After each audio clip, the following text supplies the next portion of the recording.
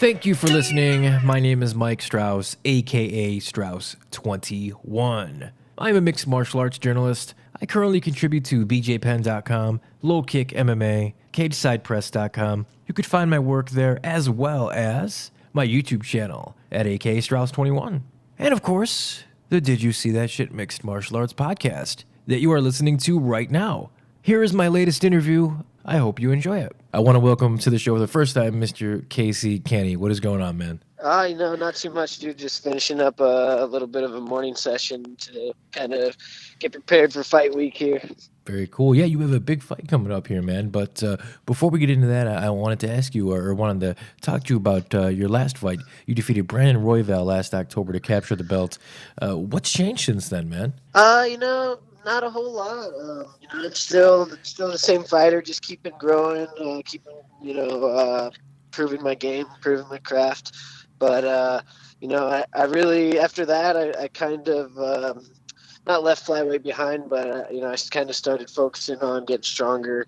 It was a big cut for me, but I'd still like to pack on just a couple pounds to make that bantamweight jump. I've been preparing for bantamweight pretty much since the last one. So when they called for this one, it's like, this is my new weight class. I'm ready. That's perfect, man. That's actually right leading into my next question because, of course, for people that aren't aware, you captured the flyweight title when you beat Royval last October, and now you're gunning for the bantamweight title this March 22nd, when you fight Vincent Cachero here coming up. But this wasn't something that was just like, yeah, that sounds cool, man. I want to be the champ. This is something that you've been thinking of for months, if not a year, it sounds like. Yeah. I knew bantamweight was in my future at some point, in my career. Can definitely make the flyweight cut, but, as I get older, it's like, man, I don't want to cut that weight. And I've been cutting weight since I've been 10 years old. Especially now, it's like, you got to pay me a shitload of money or something, or put a belt out there for me to make flyweight. So yeah, I kind of have been preparing for that, but I walk around at like 150, 155 pounds. So that flyweight cut is, it's a brutal one. Oh yeah, that's got to be even for someone like yourself who's well experienced in training or cutting weight. That's got to be a brutal cut, huh?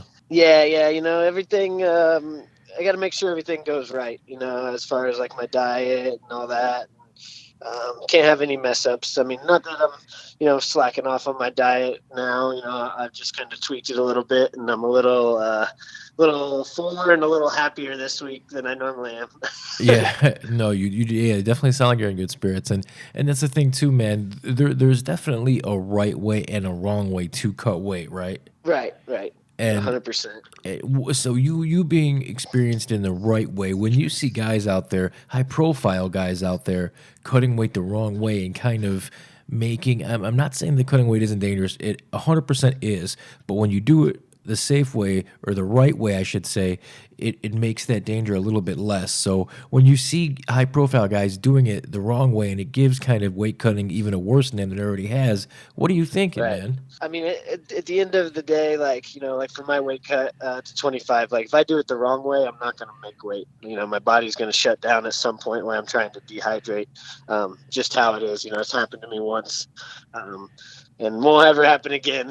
I got a little lazy, comfortable making 25, and just say I paid for it in one of my Tachi fights. I think it was like four or five, or my fourth or fifth pro fight. But anyways, yeah, I think there's enough information out here, especially with the internet and stuff. Like, if you really are serious about cutting weight, you can find out how to do it right, and even then, I don't know if there's there's a point where, losing like 10, 15 pounds is, a decent little cut. And then you get into like the 25 pounds, which is like, a whole nother ball game unless you have a bunch of body fat that you can kind of lose and, actually diet down to the weight class. Yeah, for sure. So you're an Indiana guy, huh? I'm here in Chicago, and I have in-laws in Indiana, so I'm there all the time. Yep.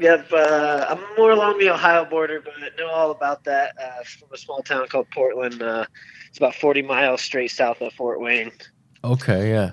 So yeah, I actually just went back a couple weeks ago for a cousin's wedding. So I got back, and the week I got back was the week that they called me, like that the end of that week for this fight. Wow. So it just So worked from out. from wedding to title fights. Yeah, right. And of course, you're out in Tucson, Arizona, right? Yeah, yeah. Are you still at Rise? Yep, still at Rise Combat Sports, and then really the last really the last camp was the first time that I did like a full 8-9 weeks where I bounced back and forth between Rise and then also the MMA lab in Phoenix.